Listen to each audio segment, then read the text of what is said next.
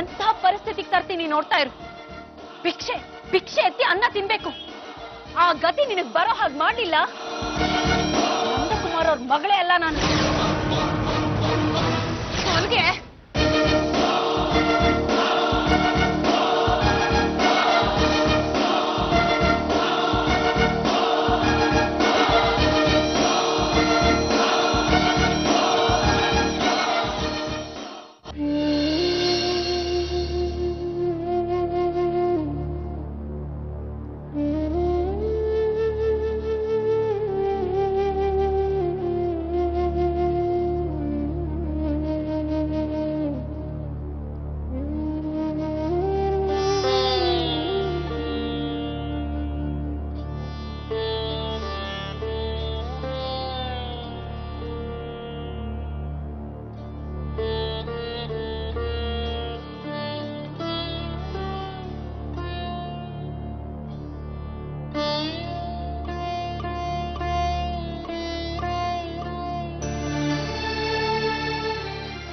ದೇವರು ನಮ್ಗೆಲ್ಲ ಮೋಸ ಮಾಡ್ತಾನೆ ಅಂದ್ರೆ ನಮ್ಮ ಹಣೆ ಬರಹ ಅಂತ ಅದನ್ನ ನಂಬ್ತೀವಿ.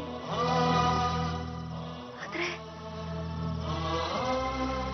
ನಮ್ಮಪ್ಪ ನಮಗ್ ಮೋಸ ಮಾಡೋದು ಅಂದ್ರೆ ಅದನ್ನ ಹೇಗ್ ನಂಬೋದಕ್ ಸಾಧ್ಯ?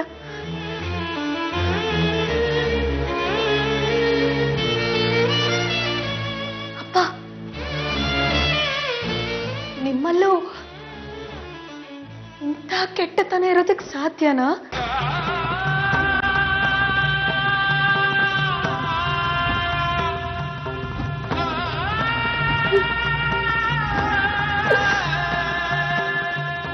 ಅಪ್ಪ ಅಪ್ಪ, ಅಮ್ಮನ್ನ ನಿಮ್ಮನ್ನ ನೋಡಿದ್ರೆ ರಾಮ ಸೀತಾ ಜೋಡಿ ಅಂತ ನಾವೆಲ್ಲರೂ ಅನ್ಕೊಳ್ತಿದ್ವಿ. ಆದ್ರೆ ನೀವು ರಾಮನ್ ಸ್ಥಾನ.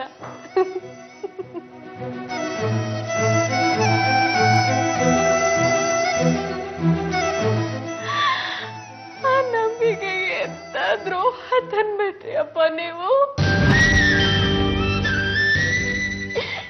ಇಡೀ ಜಗತ್ತೇ ನನ್ ಎದುರಾಗಿ ನಿಂತ್ರು. ನಾನು ಅವ್ರೆಲ್ಲರೂ ಎದುರಿಸ್ತಾ ಇದ್ದೆಪ್ಪ.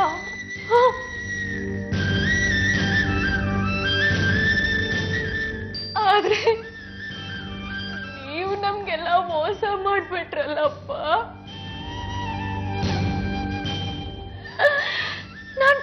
ನಾನು ಯಾರನ್ನ ನಂಬ್ಲಿ ಅಪ್ಪ? ಈಗ ಯಾರನ್ನ ನಂಬ್ಲಿ ಅಪ್ಪ? ನಂಗೆ ಭಯ ಆಗ್ತಿದೆ ಅಪ್ಪ. ಅಪ್ಪ ನಂಗೆ ಭಯ ಆಗ್ತಿದೆ ಅಪ್ಪ.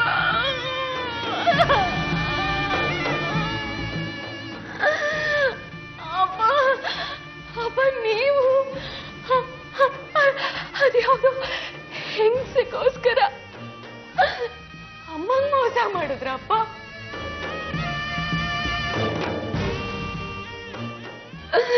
ಅಪ್ಪ, ಅಮ್ಮನ್ ಮುಖ ನೋಡಿದ್ರೆ, ಅಮ್ಮನ್ ಮನಸ್ಸು ನೋಡಿದ್ರೆ ಒಂದು ಚಿಕ್ಕ ಮಗುಗೂ ಅಮ್ಮಂಗ್ ಮೋಸ ಮಾಡಬಾರ್ದು ಅಂತ ಅನ್ಸುತ್ತೆ.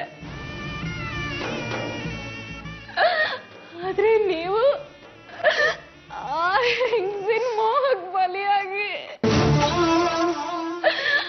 ದೇವತೆ ಅಂತ ಅಮ್ಮನ ಜೊತೆ ಇಷ್ಟು ವರ್ಷ ಸಂಸಾರ ಮಾಡಿ ಅಮ್ಮಂಗೆ ಮೋಸ ಮಾಡ್ಬಿಟ್ರಲ್ಲಪ್ಪ.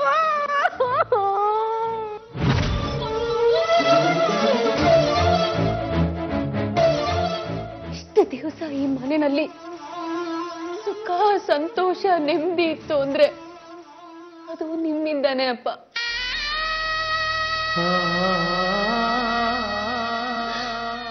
ಆದ್ರೆ ಇವತ್ತಿನ ದಿವಸ ಆ ಸುಖ ಸಂತೋಷ ನೆಮ್ಮದಿ ಎಲ್ಲ ಹಾಳಾಗಿದೆ ಅಂದ್ರೆ ಅದು ನಿಮ್ಮಿಂದಾನೇ ಅಪ್ಪ. ಇವತ್ತು ಈ ಮನೆ ಸ್ಮಶಾನ ಆಗಿದೆ ಅಂದ್ರೆ ಅದಕ್ಕೆ ನೀವು ಕಾರಣ.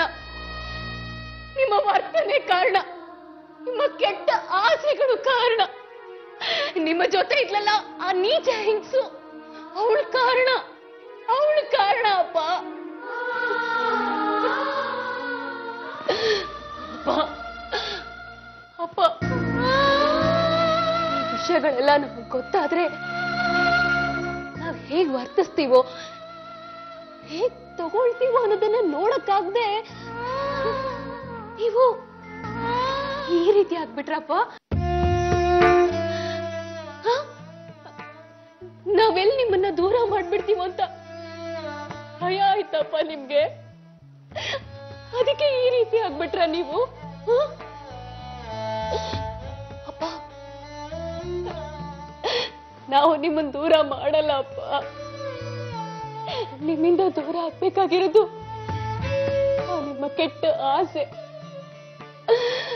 ನಿಮ್ಮ ಜೀವನದಲ್ಲಿದ್ದಾಳಲ್ಲ ಆ ಕೆಟ್ಟ ಹೆಂಗಸು, ಅವಳು ನಿಮ್ಮ ಜೀವನದಿಂದ ದೂರ ಹೋಗ್ಬೇಕು ಅಷ್ಟೇ ಅಪ್ಪ.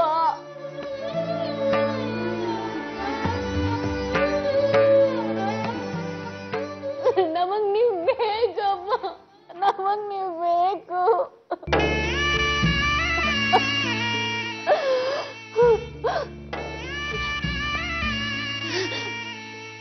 ಸರಿಯಪ್ಪ,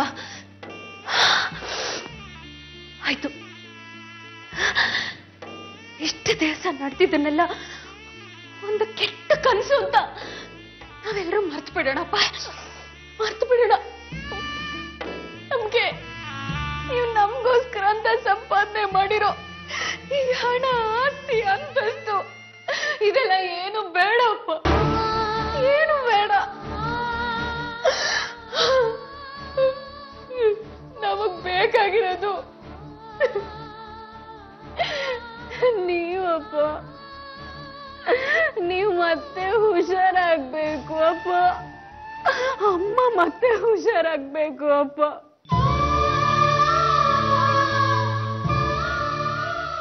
ಅಪ್ಪ, ನೀವು ನನಗ್ ಬೇಕು, ಅಮ್ಮಂಗ್ ಬೇಕು, ಸೀತುಗೂ ಬೇಕು, ನಾವೆಲ್ರಿಗೂ ನೀವು ಬೇಕಪ್ಪ. ನೀವಿಬ್ರು ಮತ್ತೆ ಹುಷಾರಾಗ್ಬೇಕು. ನಮ್ಮ ಮನೆಯಿಂದ ದೂರ ಆಗಿರೋ ಸಂತೋಷ, ನೆಮ್ಮದಿ ಮತ್ತೆ ನಮಗ್ ಸಿಗ್ಬೇಕು ಅಪ್ಪ. ಅಪ್ಪ, ಬೇಗ ಹುಷಾರಾಗಿ ಬಾ.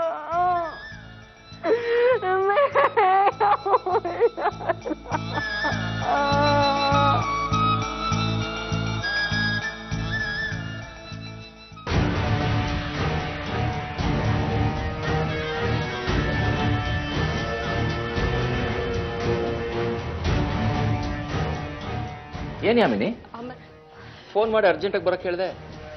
ಲೇಔಟ್ ವಿಷಯ ಏನಾದ್ರು? ಲೇಔಟ್ ವಿಷಯ ಏನೂ ಅಲ್ಲ ಅಮರ್, ನಾವು ಈ ಊರಿಂದಾನೇ ಔಟ್ ಆಗೋ ವಿಷಯ. ಏನ್ ಯಾಮಿನಿ ಇದು? ಏನ್ ಮಾತಾಡ್ತಿದ್ದೇನೆ ರಾಕಿ? ಹೌದು ಅಮರ್, ಸಂಗೀತನ್ಗೆ ಎಲ್ಲ ವಿಷಯನೂ ಗೊತ್ತಾಗಿದೆ. ಆ ಶಾರದಾ ಹುಚ್ಚಿ ಆಗೋದಕ್ಕಿಂತ ಮುಂಚೆ ನನ್ನ ಚರಿತ್ರೆನೆಲ್ಲ ಒದ್ರಿ ಆಮೇಲೆ ಹುಚ್ಚಿ ಆಗಿದ್ದಾಳೆ. ಯಾರಿಗೂ ಗೊತ್ತಿಲ್ಲ ಅಂತ ಆ ಮನೆಗೆ ಎಂಟ್ರಿ ಕೊಟ್ಟೆ.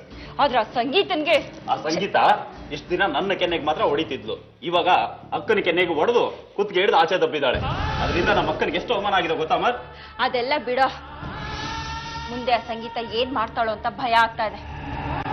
ಶಾರದಾ ಇದೊಂದು ವಿಷಯನ ಯಾರಿಗೂ ಹೇಳಿಲ್ಲ ಅಂದ್ರೆ ಏನು ಸಮಸ್ಯೆನೇ ಇರ್ತಿರ್ಲಿಲ್ಲ. ನೀನು ರಾಣಿ ತರ ಇರ್ಬೋದಾಗಿತ್ತು. ಈಗ ಏನ್ ಮಾಡೋದು? ಏನ್ ಮಾಡೋದು? ಗಂಟು ಮುಟ್ಟೆ ಕಟ್ಟೋದು, ಬೇರೆ ಊರ್ ಕಡೆ ಹೋಗೋದಷ್ಟೇ. ಹಾಗೆ ಮಾಡೋದ್ರಿಂದ ನಿಮ್ಮ ಸಮಸ್ಯೆ ಏನು ಬಗೆಹರಿಯೋದಿಲ್ಲ. ಮತ್ತೇನ್ ಮಾಡು ಅಂತೀಯ ಅಮರ್? ಇಲ್ಲೇ ಇರಬೇಕು, ಇದ್ದು ಎದುರಿಸಬೇಕು.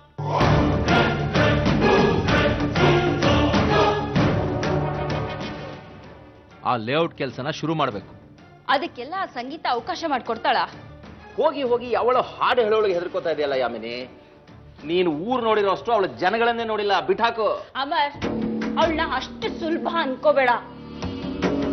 ನನಗೆ ಬುದ್ಧಿ ಕಲಿಸ್ತೀನಿ ಅಂತ ಚಾಲೆಂಜ್ ಹಾಕಿದಾಳೆ.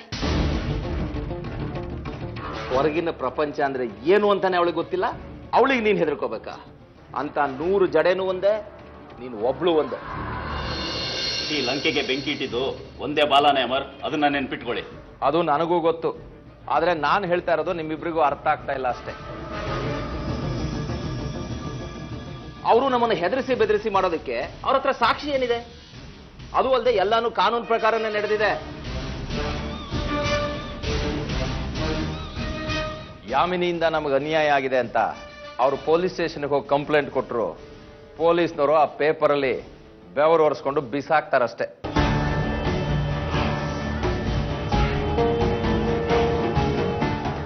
ನಾವೇ ನಂದಕುಮಾರ್ಗೆ ಫೋರ್ಸ್ ಮಾಡಿ ಸಿಗ್ನೇಚರ್ ತಗೊಂಡಿಲ್ವಲ್ಲ. ಆ ಪೇಪರ್ಸ್ಗಳಿಗೆಲ್ಲ ಸೈನ್ ಮಾಡಿಸ್ಕೊಳ್ಳುವಾಗ ಒಂದೆರಡು GPA ಪೇಪರ್ಸ್ಗೂ ಸಿಗ್ನೇಚರ್ ತಗೊಂಡಿದ್ದೀನಿ. ಅದು ಸಾಲದು ಅಂತ ಅವ್ರ ಮನೆನೂ ನಿನ್ನ ಹೆಸರಿಗೆ ಬರ್ಸಿದ್ದಾಗಿದೆ. ಯಾಮಿನಿ, ಈ ವಿಷಯ ಸಂಗೀತಕ್ಕೆ ಏನಾದ್ರೂ ಗೊತ್ತಾ? ಮನೆ ಬರ್ಸ್ಕೊಂಡಿರೋ ವಿಷಯ ಸಂಗೀತನು ಗೊತ್ತಿರೋದಕ್ಕೆ ಸಾಧ್ಯನೇ ಇಲ್ಲ ಅಮರ್. ಯಾಕೆ ಅಂದ್ರೆ ಈ ವಿಷಯ ನಂದಕುಮಾರ್ಗೆ ಗೊತ್ತಿಲ್ಲ. ಇದೊಂದು ವಿಷಯ ಬಿಟ್ಟು ನಂದಕುಮಾರ್ ಹತ್ರ ಎಲ್ಲ ವಿಷಯನೂ ಮಾತಾಡಿದ್ದೀನಿ. ಸರಿ, ಹಾಗಾದ್ರೆ ನಾನು ಹೇಳೋದನ್ನ ಸ್ವಲ್ಪ ಸರಿಯಾಗಿ ಕೇಳಿಸು. ಆ ಸಂಗೀತ ನಿನ್ನನ್ನು ಏನೂ ಮಾಡ್ಕೊಳ್ಳೋದಕ್ಕಾಗೋದಿಲ್ಲ. ಹಾಗೂ ಒಂದ್ ವೇಳೆ ಬಾಲ ಬಿಚ್ಚಿದ್ಲು ಅಂದ್ರೆ ಅವ್ರನ್ನ ಒದ್ದು ಆ ಮನೆಯಿಂದ ಹೊರಗಡೆ ಓಡಿಸಿ ಆ ಮನೆನ ನೀನು ವಶಕ್ಕೆ ತಗೋ. ಏನು ಯೋಚನೆ ಮಾಡಬೇಡ, ನಿನ್ನ ಹಿಂದೆ ನಾನಿದ್ದೀನಿ.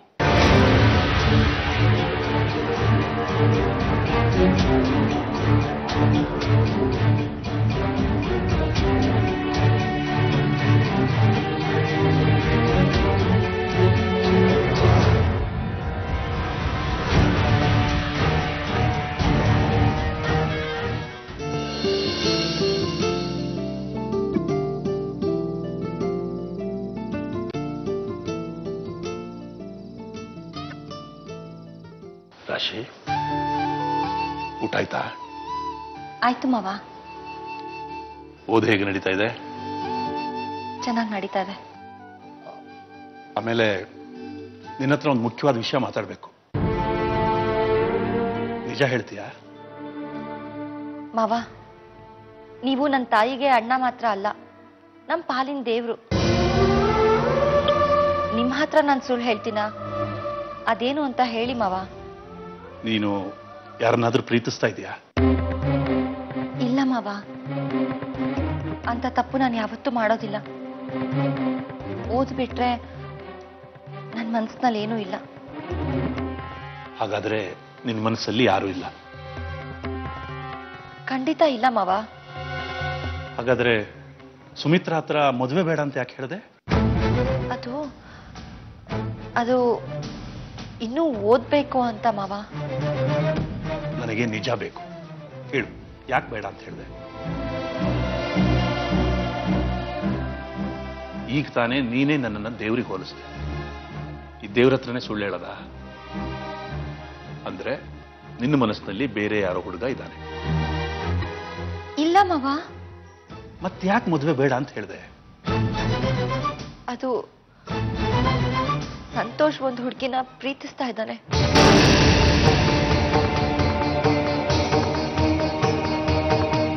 ಅವಳನ್ನೇ ಮದ್ವೆ ಆಗ್ತಾನಂತೆ.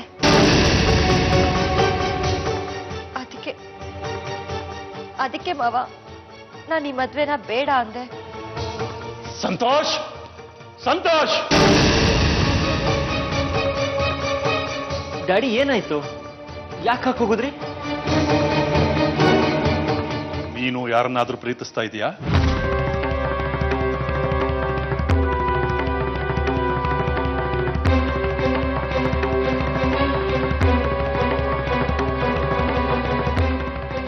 ನಿನ್ನನ್ನೇ ಕೇಳ್ತಾ ಇರೋದು. ನೀನು ಯಾರನ್ನಾದ್ರೂ ಪ್ರೀತಿಸ್ತಾ ಇದೀಯಾ? ಹೌದು ಡ್ಯಾಡಿ, ನಾನೊಂದು ಹುಡುಗಿನ ಮನಸಾರೆ ಪ್ರೀತಿಸ್ತಾ ಇದ್ದೀನಿ.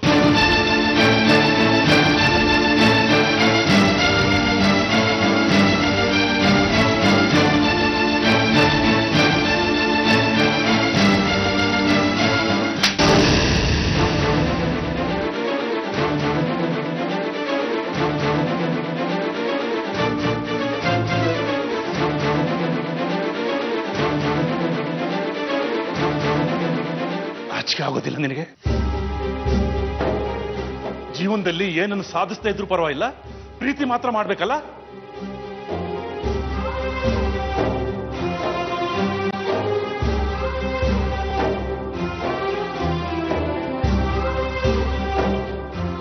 ನೀನು ನನ್ನ ಮಗ ಅಂತ ಹೇಳ್ಕೊಳ್ಳೋದಕ್ಕೆ ನಾಚಿಕೆ ಆಗ್ತಾ ಇದೆ ನನಗೆ. ನೀನು ಎಲ್ಲರ ತರನೇ ಆಗ್ಬಿಟ್ಟಿಲ್ಲೋ. ನಾನು ನಿನ್ನ ಮೇಲೆ ಇಟ್ಟಿದ್ದ ಪ್ರೀತಿ ನಂಬಿಕೆಗೆ ದ್ರೋಹ ಬಗೆದ್ಬಿಟ್ಟೆಲ್ಲೋ. ನಾನು ಪ್ರೀತಿ ಮಾಡಿದ ತಕ್ಷಣ ನೀವು ನನ್ನ ಮೇಲಿಟ್ಟಿರೋ ನಂಬಿಕೆಗೆ ದ್ರೋಹ ಬಗ್ದಂಗೆ ಹೇಗಾಗುತ್ತೆ ಡ್ಯಾಡಿ? ಇಲ್ಲ, ಕಿರೀಟ ತೊಡಸ್ದಾಗುತ್ತೆ. ಏನ್ ಅರ್ಹತೆ ಇದೆ ಅಂತ ಪ್ರೀತಿ ಮಾಡಿದೆ ನೀನು? ಈ ನಿನ್ನ ತಂದೆ ಮನಸ್ಸಿನಲ್ಲಿ ನಿನ್ನ ಬಗ್ಗೆ ಏನೆಲ್ಲ ಕನಸುಗಳಿರ್ಬೋದು, ಆಸೆಗಳಿರ್ಬೋದು ಅಂತ ಯೋಚನೆ ಮಾಡ್ದ್ಯಾ?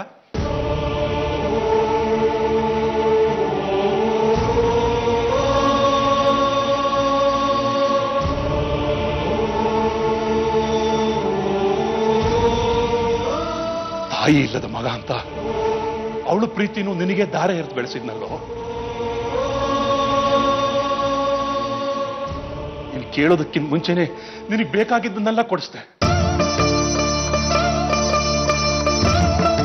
ನಿನಗೆ ನೋವು ಆಗ್ಬಾರ್ದು ಅಂತ ಪ್ರತಿ ಕ್ಷಣನೂ ಕಣ್ಣಲ್ಲಿ ಕಣ್ಣಿಟ್ಟು ನೋಡ್ಕೊಂಡಿದ್ದೀನಿ.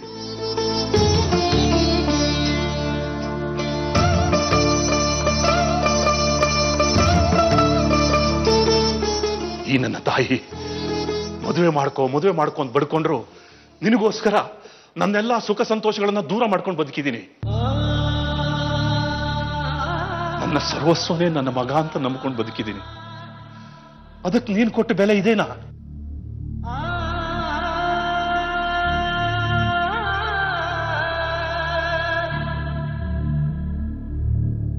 ನಿನಗಿನ್ನೂ ಜೀವನ ಅಂದ್ರೆ ಏನು ಅಂತ ಗೊತ್ತಿಲ್ಲ. ಸುಮ್ಮನೆ ನನ್ನ ತಾಳ್ಮೆ ಪರೀಕ್ಷೆ ಮಾಡಬೇಡ. ನಾನು ಯಾವತ್ತೋ ತೀರ್ಮಾನ ಮಾಡಿದ್ದೀನಿ, ಈ ಮದುವೆ ವಿಚಾರದಲ್ಲಿ ನಂದೇ ಕೊನೆ ನಿರ್ಧಾರ. ಸುಮ್ಮನೆ ಈ ಪ್ರೀತಿ ಪ್ರೇಮ ಅನ್ನೋದೆಲ್ಲ ಬಿಟ್ಟು ರಾಶಿನ ಮದುವೆ ಆಗೋದಕ್ಕೆ ಒಪ್ಕೋ. ಅದು ಸಾಧ್ಯ ಇಲ್ಲ ಡ್ಯಾಡಿ.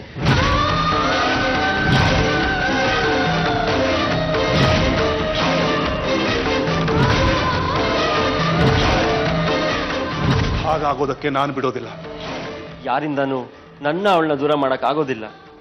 ನಿನ್ನ ಕೈಯಾರೆ ನಿನ್ನ ಜೀವನ ಹಾಳು ಮಾಡ್ಕೋಬೇಡ. ನನ್ನ ಹಣೆ ಬರದಲ್ಲಿ ಬರ್ದಾಗ ಆಗುತ್ತೆ ಬಿಡಿ. ಹಾಗಾದ್ರೆ ನಿನ್ನ ಹಣೆ ಬರದಲ್ಲಿ ಈ ಮನೆಯಲ್ಲಿರೋ ಯೋಗ್ಯತೆನೂ ಇಲ್ಲ ಅಂತ ಬರೆದಿದೆ.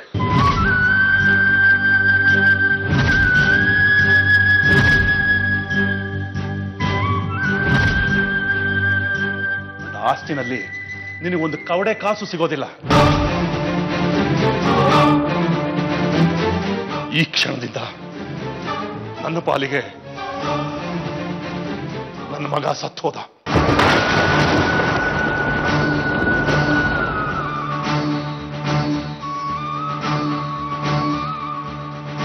ಜಯರಾಮ, ಒಬ್ರು ಒಂದು ಮಾತು ಆಡಬಾರ್ದು. ಜಯರಾಮ, ಈ ರೀತಿಯಲ್ಲಿ ಆಡ್ಬೇಡ ಕಣೋ. ಅವನ್ ನಿನ್ ಮಗ, ಈ ಮನೆ ವಾರಸ್ದಾರ ಕಣೋ. ನನ್ನ ಪಾಲಿಗೆ ನನ್ನ ಮಗ ಸತ್ತೋದ ಅಂತ ಹೇಳಿದ್ದಲ್ಲ. ಒಂದು ಕ್ಷಣನೂ ನೀ ಮಲ್ಲಿರ್ಬಾರ್ದು. ಹೋಗು.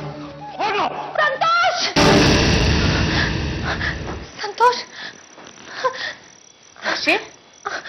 ಏನಾಯ್ತಮ್ಮ? ಯಾಕೆ ಸಂತೋಷ್ ಅಂತ ಕಿರ್ಚ್ಕೊಂಡೆ? ಅದು ಅದು ನಂಗೆ ಗೊತ್ತಾಯ್ತು ಬಿಡು ರಾಶಿ. ಮಲ್ಗೋವಾಗ ಸಂತೋಷ್ನ ನೆನ್ಸ್ಕೊಂಡು ಮಲ್ಗಿರ್ತೀಯ. ಅವನ್ ಕನ್ಸಲ್ ಬಂದು ತರಲೆ ಮಾಡಿರ್ತಾನೆ ಅಲ್ವಾ? ಮಲ್ಕೋ.